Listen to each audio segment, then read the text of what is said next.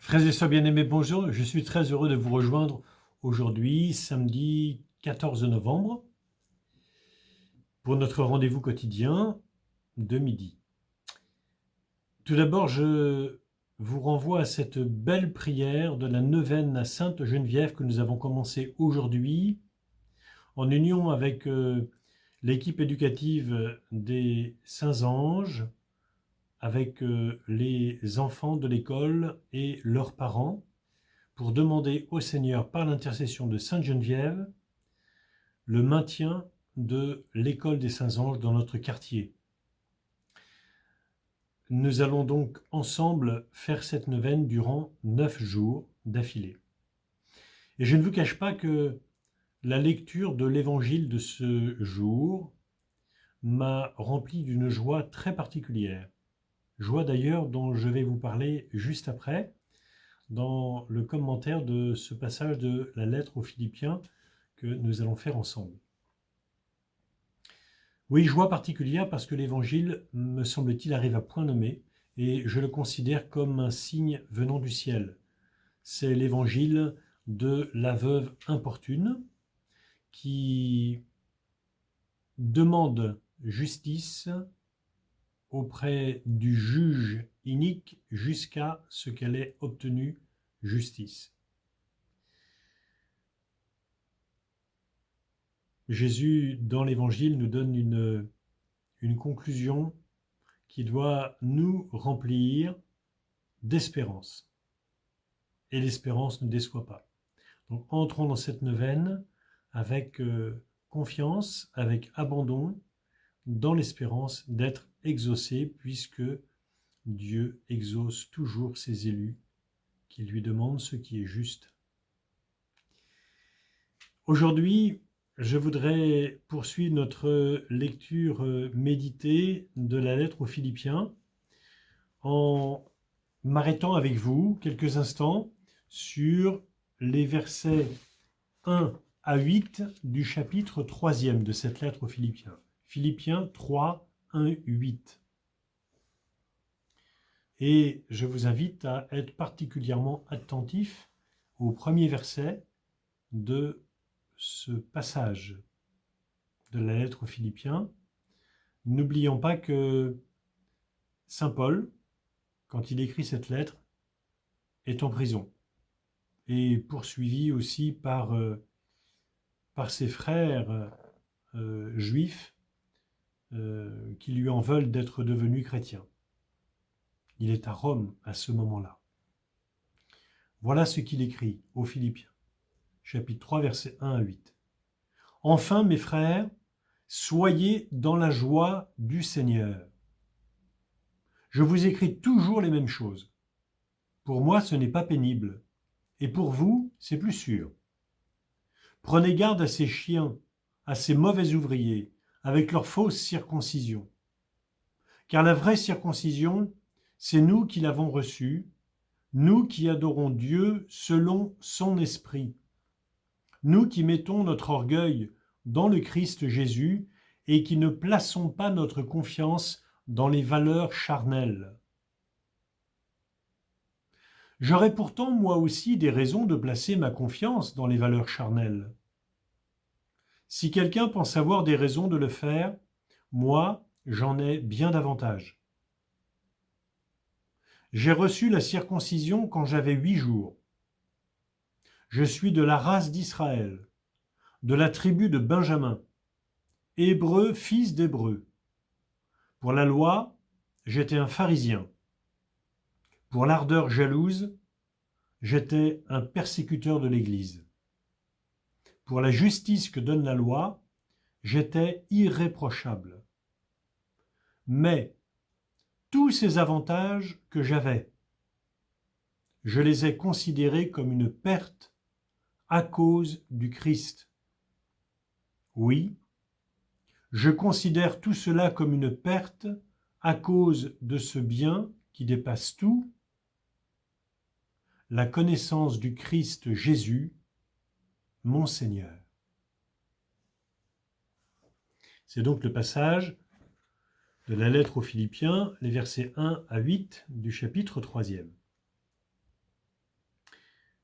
Le premier verset de ce passage doit particulièrement attirer notre attention parce qu'il donne sens à tout ce qui suit.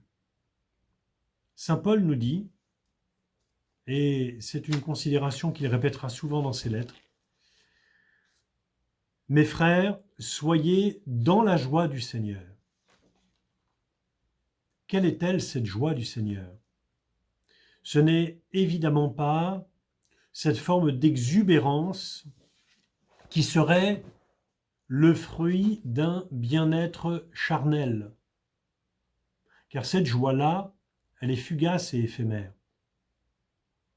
La joie que nous souhaite saint Paul, loin d'être cette forme d'exubérance qui est le fruit d'un bien-être charnel, elle est le don de Dieu. Un don de Dieu qui prend racine dans la profondeur de notre cœur. Elle est le fruit de la présence sanctifiante du Seigneur en nous. La joie de ce monde, elle est superficielle. La joie dans le Seigneur, elle est profonde. Elle s'enracine en profondeur. Cette nature de la joie chrétienne, selon saint Paul, eh bien, elle est manifestée par Paul lui-même à travers le contraste qu'il établit entre ce qu'il appelle les avantages mondains qui n'engendrent qu'une satisfaction charnelle et une forme de suffisance et d'orgueil. Tous ces avantages mondains qu'il a énumérés, le fait d'avoir été circoncis 8 jours après sa naissance, d'être hébreu, fils d'hébreu, de la tribu de Benjamin, irréprochable quant à la loi, pharisien, animé d'une ardeur jalouse, tous ces avantages mondains, il les considère comme une perte à cause du Christ Jésus. Et voilà justement l'avantage spirituel qui va être la source de sa joie. Cet avantage spirituel, c'est d'appartenir au Christ, d'être intimement uni au Christ. Alors tout ce qui peut lui arriver, tout ce qui peut le troubler, tout ce qui pourrait l'inquiéter, tout ce qui pourrait l'agiter, n'a aucune prise sur lui parce qu'il est profondément enraciné dans le Christ Jésus. Dans le Christ Jésus. Nous retrouvons cette expression que nous avons déjà commentée ces derniers jours et que nous retrouverons dans d'autres lettres de saint Paul. L'expression « dans le Christ Jésus », c'est une expression qui manifeste le lien intime, on pourrait dire encore une fois ontologique avec le Christ. Nous sommes profondément unis au Christ, radicalement unis au Christ. Et c'est ça qui est la source de notre joie. Même si nous sommes dans la pauvreté, même si nous sommes dans la faiblesse, même si nous sommes persécutés, nous dit Jésus, nous sommes dans la joie, parce que Jésus est uni à nous.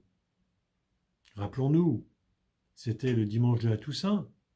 Heureux vous les pauvres, heureux vous les persécutés, soyez dans la joie et l'allégresse. Soyez dans la joie et l'allégresse, pauvres et persécutés. Tout ce que le monde considère comme un avantage, saint Paul nous dira-t-il demain, il le considère comme une perte, une baliure, cela ne sert à rien parce que cela ne sauve pas.